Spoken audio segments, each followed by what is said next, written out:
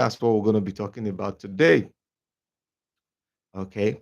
I'm sorry we've not been able to hold the live session since yesterday. Was supposed to hold it yesterday, but some things came up, and even today, I had to attend to a situation. So, as no longer I got back to the house, so have to do this live session at this time. So, wherever you're watching from, you're welcome to today's live session. Quickly, we're going to be talking about the Noah story. All right. So, that story is written in the Bible about Noah. And we are told that Noah, in his time, he was right with God. And so God told him to build an ark, to save him and his household, and then God had to send a flood to destroy the rest of the people of the world and all that. So it's a story that a lot of people believe, so many people believe that story to be true, to be a true story. They believe there was a worldwide flood that actually destroyed the they believe that there was such a flood, and actually happened, and then people were, destroyed. The whole world was destroyed because of iniquity or because of sin or whatever. Now, means that looking at this story, logically, looking at it with common sense and with reason, you will get to understand that this story is not actually true. It's just a myth, you know. It's just a myth that was. From history, we've been able to, and scientific studies have been able to understand that time floods have been there. The whole world have been experiencing flood, but there are no records or no such records of a flood that actually took the whole world. There are no records, of a flood that actually happened and the whole world was in such a deluge. No records, but there were pockets of floodings that were recorded in history in certain places around the world. And floods have not ceased. Floods have always been there, even to today, such floods. And the funny thing is, in those days, they didn't have all the information we have today. And in those days, the world right now is like a global village where we intermingle, we interact with one another, and all that. That was not there. So people on one side of the world in history, okay, flood myths have been there in history. It's not a new thing. In other cultures, in Hinduism, in the Achillean, before even the account that is recorded in the book of Genesis. So there were other flood myths, flood stories of how water, covered the earth and all that. Different cultures have their own those myths. They are also in other, cultures too. They're also there too. You see that? So Noah is not a real figure that happened in the whole world, that the whole world was flooded, and then Noah prepared an ark to save his own household. All right. There were in other parts of the story, to terms with. So the whole story of Noah and the flood and all that, they're just mythical stories that existed, okay, before even the account of the Jews or that were the Hebrews or the Jews that was written in the Bible. Before that account, all these stories were there in other, civilizations even before that time. So the Jewish people own versions. They wrote their own version like every other tribe and all that. Okay. Just like today, constitutional democracy, is everywhere. So, like for instance, the Nigerian Constitution, um, bears some resemblance to the British Constitution and some resemblance to the American Constitution and all that. And it has undergone several amendments, from time to time. So the Noah story is not actually a true story. All right. The Noah story is not a true story. It is a myth, just a myth. Just discover that it's difficult for all that meteorology, geology, study all those things. Water, follows a cycle. All right, it follows a cycle. It comes down and then it evaporates and all that.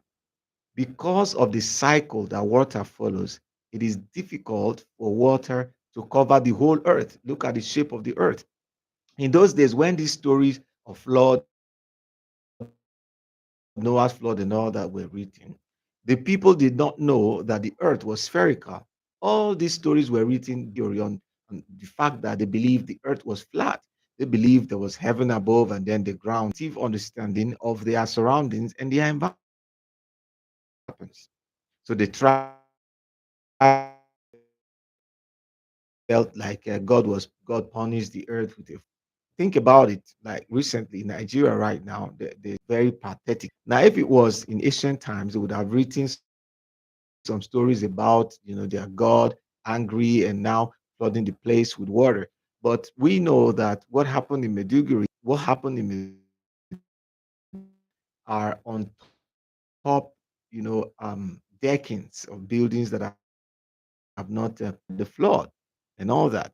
So if they were to write a story about it, if it was in the primitive time, primitive years and all that of human existence, they would have written about it that God was angry and all that,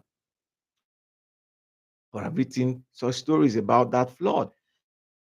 They wouldn't have even known that the flood did not happen in other places because at that time in South America, in Canada, in other places, they didn't know. They felt it was only that Middle East, that area, and people that they mingle with and all that. Those were the people that were in the world. They didn't know other people existed until people began to cross borders and all that. And they were doing most of these things based on ignorance. So there was no worldwide flood anywhere that happened. And then there was no boat that was built and all that. People have tried to say, oh, they did some research, they found, remains of a boat and all that. All these people are just content creators. These are people who just try to get your attention, to make money off writing something and doing a story around something they believe they can prove, but they cannot prove it. Nobody can prove it to happen in the way the world is.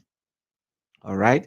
So Noah, the story of Noah is just a mythical story. Just a mythical story that was written by men and their own gods and adapted it to their own family and all that. And then to Noah's sons, we are told Noah gave birth to Shem, Ham, and Japheth and all that. And then we are told that one of them saw his father's nakedness. That was why, his father cursed him, and then the curse worked. And that one that was cursed is Ham. He is the father of Africans, that Africans are cursed and all that. The Hamitic, we call it the Hamitic narrative, or the Hamitic narrative has been used against Africans. And it is absurd and absolutely wrong for Africans to believe that the children of Ham or their children of Noah. That story has nothing to do with us. That story has nothing to do with Africa. All right. And all that. Those were the only people they mingled with. They didn't mingle with the rest of Africa. They didn't know the world was this big and all that. They thought the world was happened in that area. They didn't know that Africans are Hamites, or the Hamitic narrative is a very, very wrong narrative. And it's actually painful that a lot of Africans believe this to be true. That the God of the Jews was the God that created the whole world, and then he had anger, issues and all that, grew angry with all of mankind, and then decided to destroy all of mankind. But one question you have to ask is that, okay, the things the things that that we are told that this God, was angry about, that people did in those days, those things people have even done more in this time. So why is that God not angry? Why is he not come back with another flood, or with something to destroy the world and all that, and then he gave birth to God rescue some people? So these stories are cultural stories. Dear African, let me tell you the truth. You are not a product of Adam or Eve or Noah or Shem or Ham or Japheth or whatever. You are not a product of any of that. All right. Your ancestors are different. Your ancestry. So we human beings, we have different ancestry. We have different color, different facial features, different body structures, different body features. We have our own different ancestors. We are not born by one particular man or one particular woman that were locked in the garden and all that. Then they gave birth to God to the time of Noah. God now saved Noah from the flood and his family. He got drunk. His son saw his nakedness, and then what did he do? He had to curse that son that saw his nakedness and all that. And then the whole world was, the whole black race or children of Ham were cursed. These people only tried to, find explanation for certain things they felt were happening. For instance, they look at certain people. Why are they not doing well, or why are they like this? Why are they explanation for it? They create an explanation for it. They create something for it.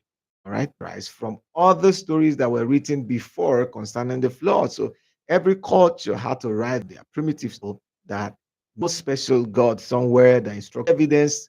What it's not even an evidence. It's no facts, no real facts, no discoveries, no nothing that has to do with it. And the story looks very vague and false and all that, because how can somebody build a boat and all the animal species in the world were put in that boat? Lions, goats, sheep, and all that were put in the same boat and they didn't devour them. Come on, you got to ask questions. See that? And I always say that anybody that writes your story owns the narrative, and then the person who owns you, the person owns everything about you. So it's important that you write your own story. Nations were powerful in the primitive era. Nations were powerful because they were able to write their own story. Stories were powerful. They was used to, colonize people, to take lands, to take places and all that in those days. And it's still being used today. Okay, so if you believe that God owns the world, the resources in the world, and all that, God owns the world, the resources in the world and all that, whoever lays claim to the land belongs to them and all that. So they will take portions of the land. All of these stories, they are mythical stories. All right, never existed. These are mythical stories, Jewish cultural stories, mythical stories that were adapted from other stories that were before, okay, these stories. So they had to rewrite their own story and give it their own form and all that. Okay, so these stories are fictional. All right, go and do your own research. The purpose of this is for you to go and do your own research and gain the knowledge by yourself and know what is true and what is not true, what is fictional, what is not fictional, so that you can gain knowledge and become a better person. We can build a better world if we're able to deal with religious superstitions and all that. All of these things have been used to cause a lot of chaos in the world, been used to um, colonize a lot of people and take resources and take a lot of things from them. The fight between the Jews, the Israelites, and the Israelis, and then the Hamas and all that, and the Islamists, is based on some of these stories that were written, about the land, owners of who owns the land and all that. They're talking about where Abraham sacrificed, everybody laying claim to Abraham and all that. I think I talked about it the other day. Everybody laying claim to Abraham where he sacrificed. Oh, we are the children of Abraham. We own the land. We own this place and all that. So all of these narratives, primitive narratives, these are gone